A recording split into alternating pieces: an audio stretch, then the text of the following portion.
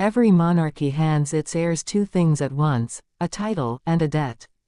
For Princess Leonor, the debt is unusually specific, because the modern Spanish crown was built by one grandfather who is remembered as both its savior and, depending on who you ask, one of its greatest liabilities. Understanding the legacy Leonor must uphold means understanding that split completely, because she isn't just inheriting a throne. She's inheriting an argument about whether that throne still deserves to exist. The story has to start on the night of February 23, 1981, because this is the single most consequential 18 hours in the modern history of the Spanish monarchy. Lieutenant Colonel Antonio Tellero led 200 armed civil guard officers into the Congress of Deputies in Madrid, firing shots into the ceiling, holding the entire Spanish parliament hostage in an attempt to reverse the country's fragile 5-year-old transition to democracy and drag Spain back toward the authoritarian system it had only just escaped after Franco's death. For hours, nobody knew which way the country would tip. Then, in the middle of the night, King Juan Carlos appeared on television in his uniform as Captain General of the Armed Forces and delivered an unambiguous message.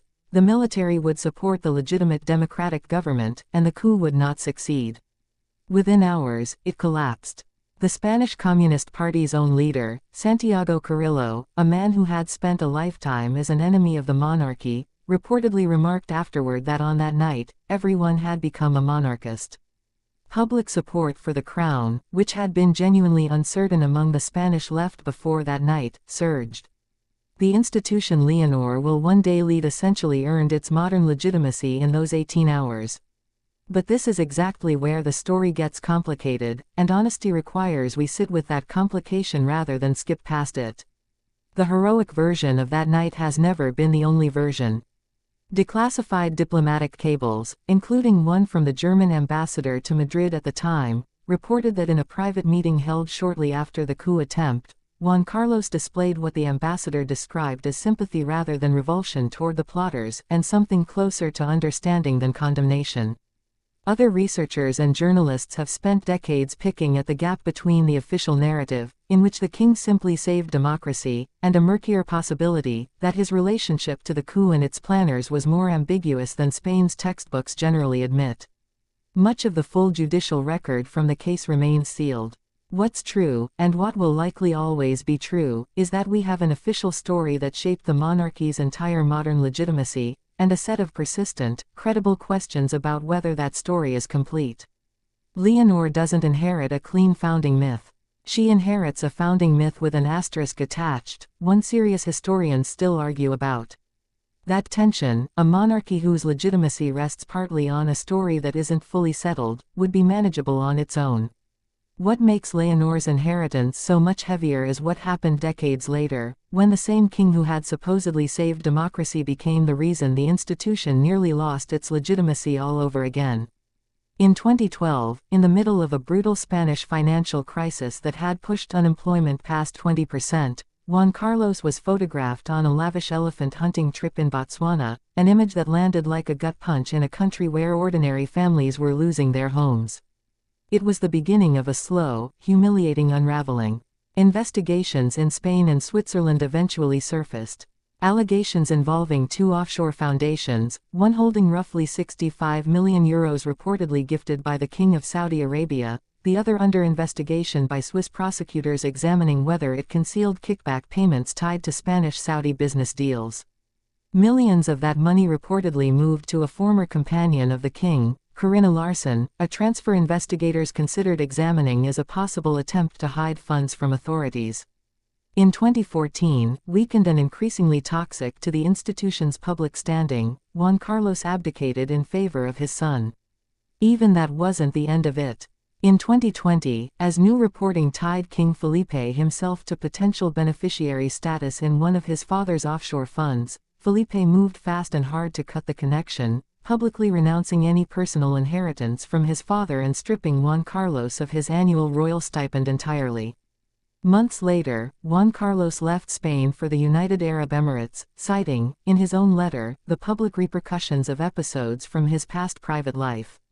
A Spanish constitutional law professor put the deeper issue plainly to CNN at the time: The real danger wasn't that the former king was being questioned, it was that the monarchy itself was being questioned, the very institution, not just the man who happened to occupy it. This is the second half of what Leonor inherits, and it's arguably the harder half to carry. Not the glow of 1981, but the shadow of 2020, a crown whose own reigning family had to publicly, financially, legally distance itself from its own patriarch, in real time, in front of the entire country. Felipe VI has spent his entire reign since 2014 trying to answer that shadow directly, banning royal family members from private business dealings, publishing the family's finances for the first time in the monarchy's history, shrinking the working royal family down to a smaller, more disciplined core, and repeatedly using the language of transparency and integrity as the explicit standard the crown must now meet. When Felipe stripped Cristina, his own sister, of her title as Duchess of Palma de Mallorca after her husband was convicted and imprisoned in a separate corruption case, it wasn't a small gesture. It was a demonstration, aimed squarely at a skeptical public, that the family's name would no longer function as a shield. That is the actual legacy Leonor has to uphold, and it's worth being precise about what that phrase really means, because it isn't simply continuing a bloodline. It's continuing a specific, deliberate repair project her own father began, proving, event by event, appearance by appearance, that the Spanish crown's legitimacy comes from constitutional performance and public service rather than from the personal virtue, or the personal secrecy, of whoever happens to be wearing the crown at the time. Everything about how Leonor has been raised looks, in retrospect, like it was built specifically around that project. Her 3 years of genuinely grueling military training across the Army, the Navy, and the Air Force, culminating in solo flights in a fighter-trainer aircraft, weren't just tradition for tradition's sake. They were a very public, very hard-to-fake demonstration of discipline and service, delivered by a young woman with nothing to hide, at exactly the moment the institution most needed to prove it could still produce that. Her constitutional oath before the Cortes Generales at 18, sworn in full view of the public, was itself an act of transparency her grandfather's generation never had to perform in quite the same stripped-down, broadcast, unavoidable way. There's a broader European context worth placing this in, because Leonor isn't the only young heir carrying this particular kind of weight right now.